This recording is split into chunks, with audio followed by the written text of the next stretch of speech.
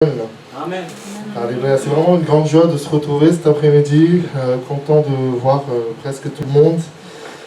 Et j'ai eu à cœur de partager ce message avec vous qui s'affiche à l'écran. Reconnecter. Amen. Reconnecter. Amen. Et ce mot, c'est quelque chose que nous connaissons maintenant, le mot connexion, le mot connecter. Et vous avez cette image d'une connexion avec la Bible. Et cet après-midi, j'ai à cœur de partager ce message parce que nous avons passé un long temps de vacances dans cette assemblée. On ne s'est pas vu pendant plusieurs semaines. Et c'est comme si ça faisait très longtemps. C'est vrai, il y a eu un long moment, même si ce n'était pas autant de dimanche que ça, mais je crois que c'est important de pouvoir se reconnecter. Et Dieu m'a mis à cœur ce message, donc je vous le partage. Et premièrement, la première partie, c'est reconnecter. On va avancer. Reconnecter avec les frères et sœurs. Comme disait le frère tout à l'heure, il y a une joie particulière quand on se rassemble. Amen. Il y a une bénédiction particulière dans le fait qu'on soit ensemble en communion. Et c'est important. C'est pour ça qu'on nous conseille d'aller à l'église, de retrouver les frères et sœurs, parce qu'il y a quelque chose de particulier que Dieu met là. Amen. Il y a une bénédiction particulière. Amen. Et donc, reconnecter, c'est... On se retrouve, c'est la rentrée, on retrouve des frères et sœurs qui sont partis en vacances, on retrouve des frères et sœurs qui ne sont pas venus depuis longtemps, et c'est une bonne chose. C'est important pour Dieu que ses enfants soient unis. Amen. C'est important pour Dieu que nous soyons reconnectés et que nous ayons les mêmes envies, les mêmes objectifs. Que nous puissions regarder les dons et talents de chacun et qu'on puisse s'entraider. Amen. C'est une anecdote, mais j'ai reconnu encore le don de mon frère hier quand j'étais à l'église. C'est une banale prise de la sonorisation que je n'ai pas réussi à enlever depuis le 11 juillet à un mariage. Et j'ai appelé un autre frère pour dire « Viens, on va enlever ça ». Il n'a pas réussi. J'ai appelé un autre frère encore. Il n'a pas réussi. On était 3 frères avec une prise et c'était une vraie prise de tête. On n'a pas réussi. Et hier, le frère passe à l'église et je lui dis, presque avec désespoir, si tu arrives à régler la prise là, parce qu'on a tout essayé, trouve une pince. Moi, je pensais qu'il allait prendre une pince, qu'il allait utiliser toute sa force. Je ne sais pas comment il a fait, même pas en 1 minute, la prise s'est enlevée. Et là, j'étais dépassé, je dis, ça, c'est les dons de Dieu, de chacun. Amen. Et c'est comme ça, en s'entre-donnant, en se connectant, en se reconnectant les uns les autres, qu'on peut être vraiment grandement béni. Parce que si je garde mon don que pour moi, et que je ne bénis pas les autres, mon don ne va pas se développer. Si on ne s'entraide pas, le champ de bénédiction ne va pas s'agrandir. C'est pour ça que Dieu insiste beaucoup sur le fait qu'on soit connectés les uns les autres. Amen. Et c'est l'occasion, cette rentrée, de pouvoir nous reconnecter, de pouvoir rétablir des relations. C'est quelque chose qui n'a pas bien fonctionné dans les autres saisons, dans d'autres temps. Se reconnecter. Qu'est-ce qu'on peut faire pour améliorer nos relations? Amen. Nos relations dans notre foyer, tout d'abord, entre mari et femme, entre parents et enfants, entre frères et sœurs, dans l'église, entre amis. Amen. Reconnecter nos relations. Et le verset s'affiche, mais vous pouvez ouvrir votre Bible dans Psaume chapitre 133, versets 1 à 3, où Dieu nous enseigne vraiment cette notion de reconnexion, de connexion qui est importante pour Dieu. Donc, je vais le lire avec vous. Psaume 133, verset 1. Voici, ô qu'il est agréable, qu'il est doux pour des frères et sœurs, de demeurer ensemble. C'est comme l'huile précieuse qui, répandue sur la tête, descend sur la barbe d'Aaron, qui descend sur le bord de ses vêtements. C'est comme la rosée de l'Hermon, qui descend sur les montagnes de Sion, car c'est là que l'Éternel envoie la bénédiction, la vie pour l'éternité. Il y a un endroit précis où Dieu déverse la bénédiction. Amen.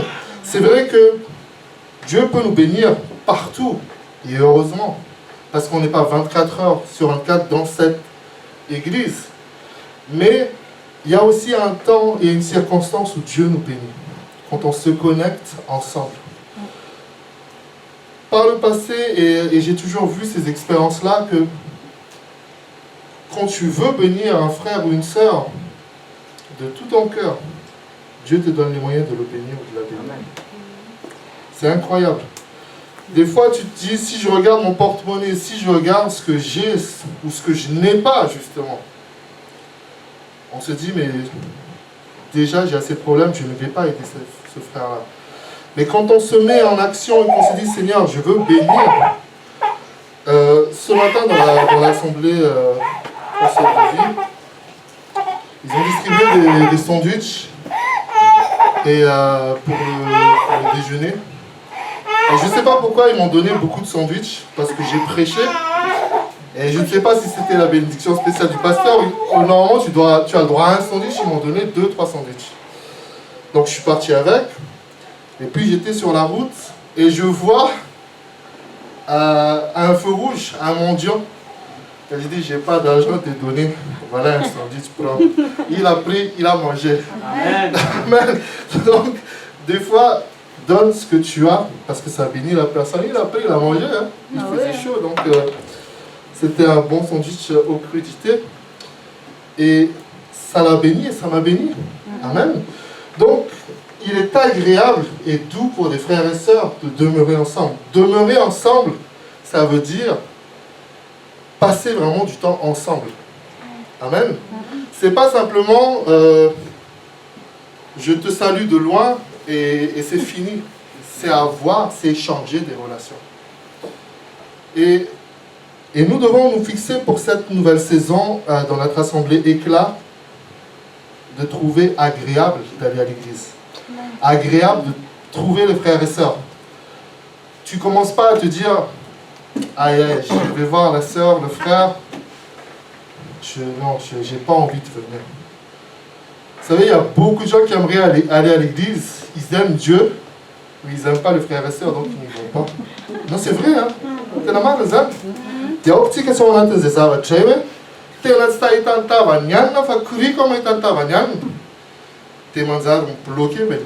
bloques ta propre bénédiction. Vous savez, parfois, donc on est dans ce thème aujourd'hui, reconnecté. Parfois, peut-être pendant les vacances, tu n'as pas lu autant la Bible ou prié autant que ton frère ou ta sœur. Ta sœur ou ton frère a fait des exercices pendant les vacances, il dit à fond avec le Seigneur, louange tous les jours. Là, ta sœur ou ton frère arrive ici en feu, prêt pour le Seigneur. Le Seigneur va le bénir. Mais toi, même si tu es froid, si tu viens ici, comme lui, il est chaud, elle est dans la chaud pour le Seigneur, tu vas recevoir aussi ses bénédictions. Parce que la Bible dit que le soleil brille pour tout le monde, pour les mauvais ou pour les bons. Donc parfois, c'est une réalité spirituelle que nous ne devons pas ignorer. Quand tu viens à l'église, même si tu ne te sens pas très bien au début, et tu vois le frère qui loue, alléluia, venez témoigner, tu dis, lui il est chaud, hein, c'est bien pour lui. Mais remercie le Seigneur pour lui. Parce que grâce à lui, tu vas recevoir une bénédiction. Amen. Parce que la bénédiction que Dieu déverse sur lui coule sur toi. C'est ce que dit la parole de Dieu. C'est comme la rosée de l'Hermont qui descend sur les montagnes de Sion, car c'est là que... Donc, au verset 2, pardon, c'est comme l'huile précieuse répandue sur la tête, descend sur la barbe, qui descend sur le bord de ses vêtements. Amen. La bénédiction descend et coule là où il doit aller. Donc c'est important pour nous d'être reconnectés ensemble, de s'aimer les uns les autres. Aujourd'hui, plus que jamais, la solidarité doit avoir lieu. On va continuer. C'est la rentrée. On est reconnecté aux réalités de la vie quotidienne. Certains ont témoigné tout à l'heure, même si vous avez travaillé pendant les vacances et que vous n'êtes pas parti en vacances, vous étiez quand même dans une ambiance de vacances. À partir de demain, là, l'ambiance dans les métros, l'ambiance sur le boulevard périphérique, l'ambiance, la tête des gens. Parce que les gens, quand ils ne sont plus en vacances, ils changent de tête. On se reconnecte aux réalités de la vie quotidienne. Et là, on s'est dit, prendre le RER, commencer à se lever à 8h ou à 7h quand tu t'es levé à 11h pendant un mois et demi. C'est très très dur. Mais donc on est reconnecté aux réalités de la vie quotidienne et on doit puiser notre force en Dieu pour ne pas être épuisé par les combats de la vie. C'est cela que je voulais vous encourager cet après-midi, c'est que Dieu nous renouvelle. Même pendant les vacances, si vous avez suivi un peu l'actualité, les attentats n'étaient pas au repos, les crimes et les meurtres n'étaient pas au repos, ils n'étaient pas partis en vacances. À la télé aux États-Unis, 2 personnes qui sont en direct, qui se font assassiner en direct. C'est difficile d'être reconnecté à la réalité parfois. Mais on ne doit pas se décourager. Il ne faut pas, pour les étudiants, dire « Ah, c'est la rentrée, pointer encore à l'école, au lycée, au collège, à l'université. » Pour les salariés, revoir le patron. Il y a un frère qui mettait sur Facebook « Le chef a toujours raison. » Donc tu vas voir le chef demain, la chef. Bon, je me reconnecte à la réalité. Mais je puise mes forces pour ne pas être épuisé par les combats de la vie. Et on va lire 2 versets qui nous parlent. Je n'ai pas affiché tout le verset, donc si vous avez votre Bible, vous pouvez l'ouvrir s'il vous plaît dans Ésaïe chapitre 12.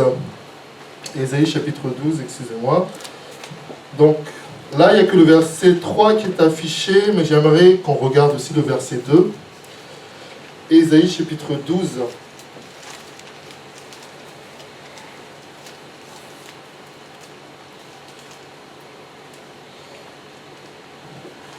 Avant de lire ça, je fais juste une parenthèse sur la connexion entre frères et sœurs. Peut-être que vous avez reçu tout à l'heure un texto qui dit « Il va faire chaud, ramener des ventilateurs ». Alors, il y a ceux qui n'ont pas de ventilateur. Mais si vous avez un ventilateur et que vous ne l'avez pas ramené, ne dites pas cet après-midi « j'ai chaud ». Parce que la connexion entre frères et sœurs, c'est aussi s'écouter les uns les autres. C'est écouter les conseils. Amen. Donc, on va essayer de construire des choses comme ça, ou si quelqu'un a la vision. La sœur, elle a eu la vision que bon, là, ça va être chaud. Je ne sais pas si elle a regardé la météo à quel point.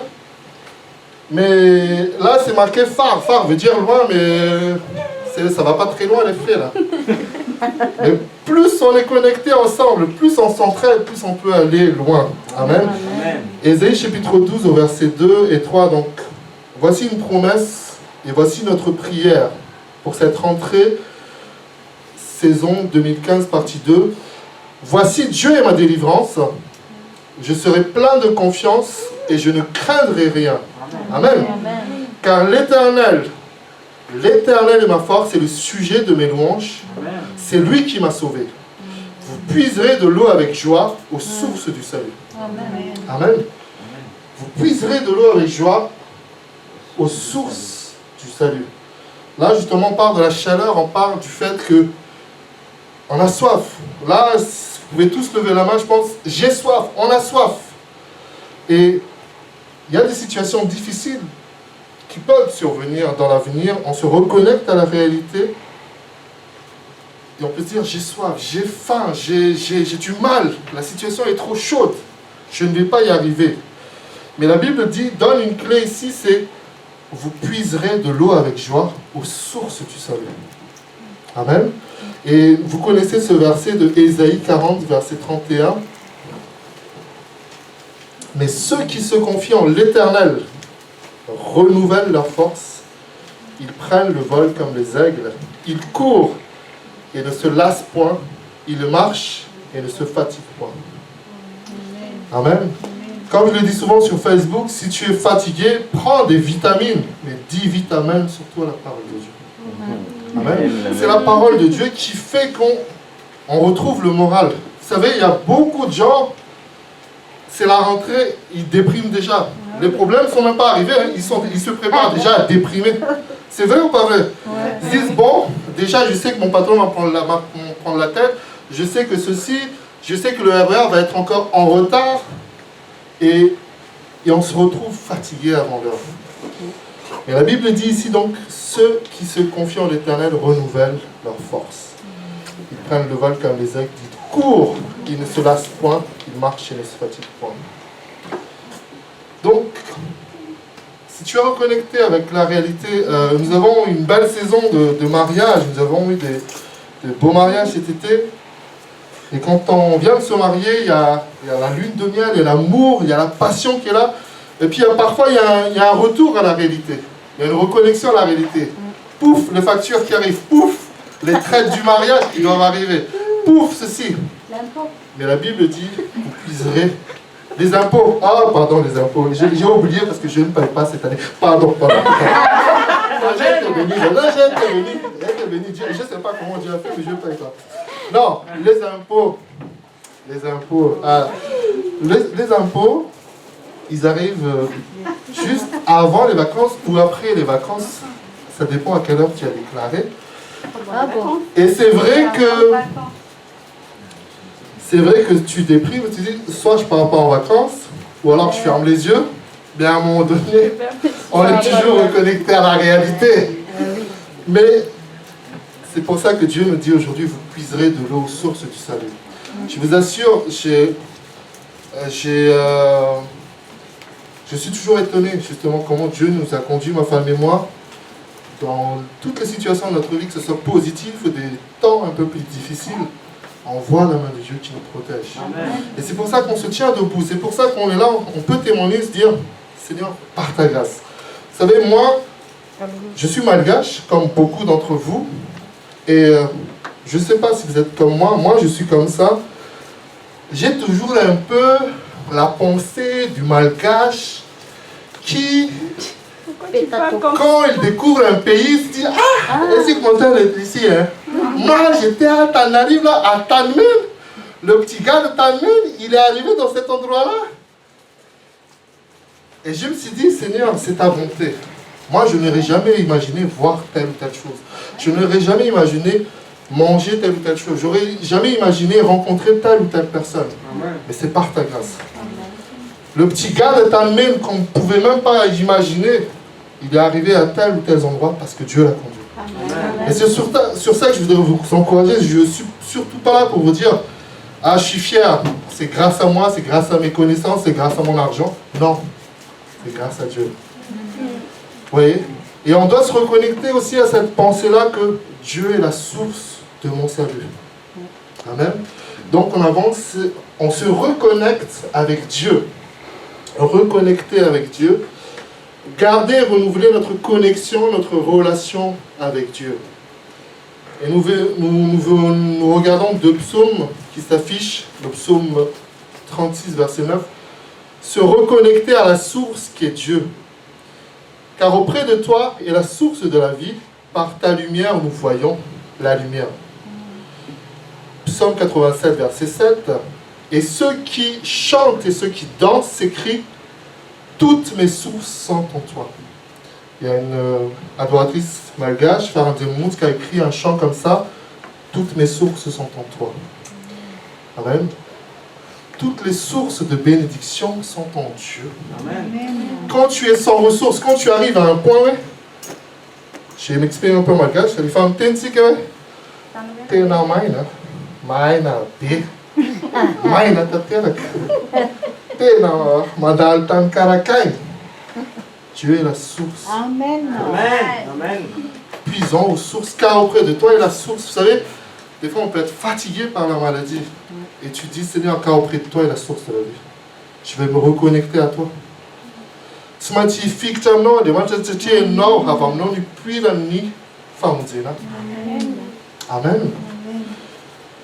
Et au Psaume 87, nous disons, et ceux qui chantent et ceux qui dansent écrivent, toutes mes sources sont en toi. Sérieux, reconnectons-nous à la réalité. Il y a des factures qui arrivent, beaucoup de changements et tout ça. Et dis-toi, Seigneur, tu es ma source. Prie ce que nous venons de prier dans Ésaïe 12. Seigneur, tu es ma source. Il y a ça à payer. Parfois, il y a des jolies surprises. Parfois, il y a des mauvaises surprises. Mais tu dis, Seigneur, tu es la source de ma joie, de mon succès, de ma bénédiction. Amen. Je me reconnais. Vous savez pourquoi j'ai appelé ce message reconnecté? Aujourd'hui, vous avez l'habitude avec le Wi-Fi d'être connecté partout. Vous êtes connecté dans le bus, dans le train, dans le métro, etc. Et parfois, vous avez peut-être eu ce message sur votre téléphone. Vous avez été déconnecté, reconnectez-vous. Vous avez été déconnecté du réseau, reconnectez-vous. Moi, j'ai beaucoup eu ce message-là pendant les vacances. Et je me suis dit, tiens, parfois on peut se déconnecter. Vous savez, justement pendant les vacances, il n'y a pas d'église officielle, entre guillemets, il n'y a pas de réunion entre les frères et sœurs. Et on est là à la maison. Prenons un dimanche ordinaire. Tu peux te réveiller à 13h, 14h. Tu commences à préparer par manger. Et puis il y a une série qui vient, un bon documentaire. Tu regardes. Ah, déjà 16h, 17h, un petit goûter, peut-être une petite sieste. Et le soir arrive, 19h, 20h. C'est déjà l'heure pour préparer le repas. Tu prépares le repas, tu manges, tu regardes un peu le journal, un peu un bon film parce que c'est les vacances. Dans tout ça, je n'ai même pas cité une fois prier, écouter la parole de Dieu. Rien.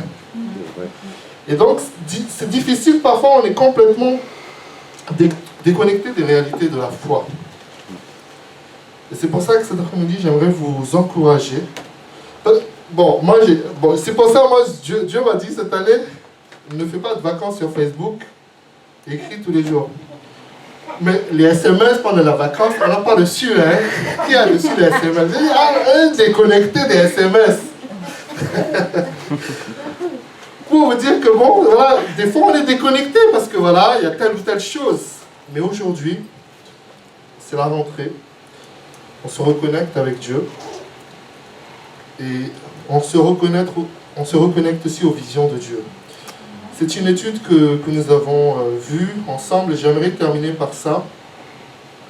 Certains n'étaient pas là ce jour-là, donc j'aimerais qu'on relise ensemble dans Matthieu chapitre 25, versets 1 à 13. Et je vais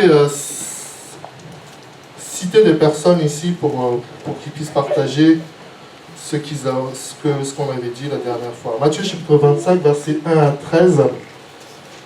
Je le lis avec vous. Jésus dit, alors le royaume des cieux sera semblable à 10 vierges qui, ayant pris leurs lampes, allèrent à la rencontre de l'époux. 5 d'entre elles étaient folles et 5 sages. Les folles, en prenant leurs lampes, ne prirent point d'huile avec elles, mais les sages prirent avec leurs lampes de l'huile dans des vases. Comme l'époux tardait, toutes s'assoupirent et s'endormirent. Au milieu de la nuit, on cria, voici l'époux, allez à sa rencontre. Alors toutes ces vierges se réveillèrent et préparèrent leurs lampes. Les folles dirent aux sages, donnez-nous de votre huile, car nos lampes s'éteignent. Les sages répondirent, non, il n'y en aurait pas assez pour nous et pour vous. Allez plutôt chez ceux qui en vendent et achetez-en vous pour vous. Pendant qu'elles allaient en acheter, l'époux arriva. Celles qui étaient prêtes entrèrent avec lui dans la salle des noces, et la porte fut fermée. Plus tard, les autres vierges vinrent et dirent, Seigneur, Seigneur, ouvre-nous. Mais il répondit, je vous le dis en vérité, je ne vous connais pas. Veillez donc, puisque vous ne savez ni le jour ni l'heure. J'ai voulu remettre ce passage qu'on a étudié ensemble une fois pour nous rappeler aussi, nous reconnecter à la réalité de la vie spirituelle et de ce qui nous entoure. Aujourd'hui, on ne doit pas ignorer les temps que nous vivons. Amen. Vous avez peut-être entendu sur Internet, vous voyez ça. Il y a certaines personnes qui disent, en septembre, Jésus va revenir. C'est-à-dire, il y a ce qu'on appelle l'enlèvement, où les chrétiens montent au ciel directement, et ceux qui ne sont pas chrétiens restent sur la terre pour vivre ce qu'on appelle la tribulation. Il y a d'autres personnes qui vont plus loin que ça et qui disent, le 15 septembre 2015, il y aura l'enlèvement des chrétiens. Et laissez-moi vous dire que donner une date n'est pas biblique. Jésus dit que seul le Père sait le jour et l'heure. Amen. Amen. Donc si on vous dit, c'est demain à 10h, la fin du monde, le retour de Jésus, vous pouvez déjà comprendre que c'est un menteur parce que la Bible dit que c'est seul le Père sait. Par contre, dans Matthieu 25 que nous avons lu et que vous pouvez lire jusqu'au bout, Jésus nous enseigne à reconnaître les signes des temps. Les guerres, les catastrophes, ceci et cela. Et donc on ne doit pas non plus nier que nous sommes dans un monde en guerre, un monde qui n'est pas en paix. Manuel Valls, le Premier ministre, nous a dit clairement, depuis les attentats de janvier 2015, les attentats ne s'arrêteront pas, il a dit. Il a dit, ça va continuer. Et là, depuis la semaine dernière, on va donc mettre un portique de sécurité pratiquement dans tous les trains. Tu vas rentrer avec ton coupon, tu dis non, ton coupon, tu mets ça dans le... C'est dangereux. C'est un exemple, mais j'aimerais vous rappeler, sans vous faire peur, que reconnectons-nous aussi à la vision du ciel, de l'éternité. Azavarinti kawe, funu Christian de justa fitaina et totanfa, dans une convaincre. C'est on ne peut pas ignorer les réalités. Amen. Donc préparons-nous, reconnectons notre foi, reconstruisons notre foi. Seigneur, je veux grandir dans ma foi. Je vais découvrir la Bible. Je veux découvrir la prière. La prière marche. Amen. Amen. Alors, parfois tu peux douter, est-ce que Dieu existe?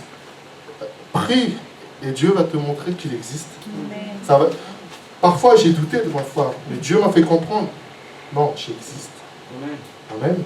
Donc je voulais vous encourager. Et dans cette histoire, il y a deux types de vierges, les vierges sages et les vierges folles. Et nous avons vu la dernière fois que nous avons étudié ça ensemble que la différence était que d'autres avaient pris de l'huile, d'autres non.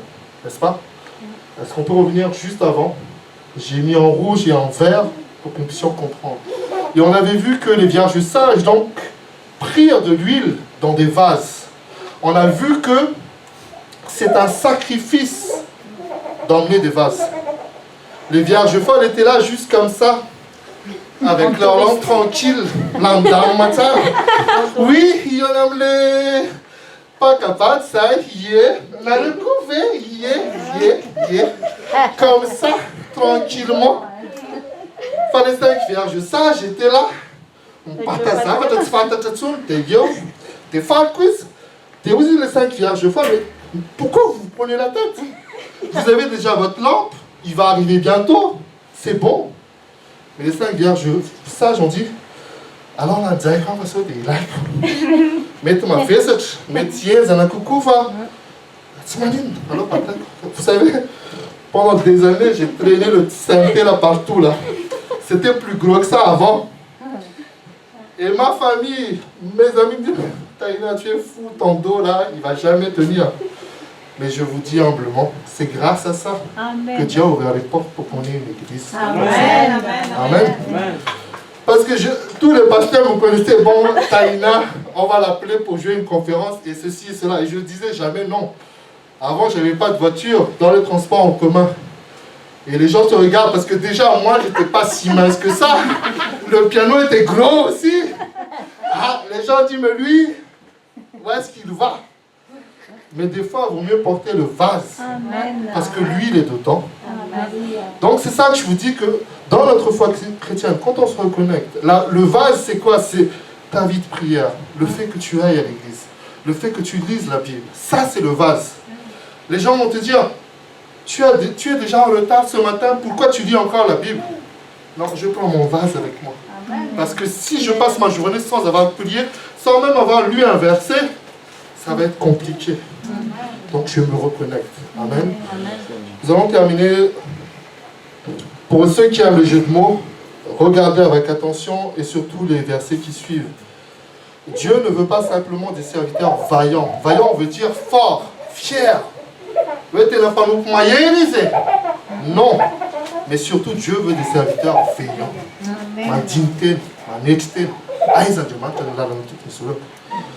Et Dieu nous parle dans Luc chapitre 12, versets 35 à 37, que vos reins soient sains et vos lampes allumées. Et les lampes sont allumées avec l'huile. Amen. Si les lampes, marakam pétrole, à Timia Kunze va faire yot, et va chic, et tout. Fan de Madagascar, ça yom, et les stages, c'est les pétroles, marakam les lampes, et fatachin casta. Et vous soyez semblables à des hommes qui attendent que leur maître revienne des noces, afin de lui ouvrir dès qu'il arrivera et frappera. Heureux ce serviteur que le maître, à son arrivée, trouvera feignant. Amen. Je remets, pour finir, un statut que j'avais mis sur Facebook. On ne cherche pas Dieu car il est perdu. Pensa comme ta dans le si tu mets tu as demandé fais non que tu as un problème. Tu as demandé de t'armer, tu as fait la demande non, Dieu n'est pas perdu. On doit chercher à trouver Dieu car il est perdu sans lui. C'est pas pareil. Vous savez, quand je parle de reconnexion aujourd'hui, c'est de reconnecter ta vision de Dieu et de ta vie. On cherche donc Dieu car il est la source de joie, d'espoir et de paix véritable.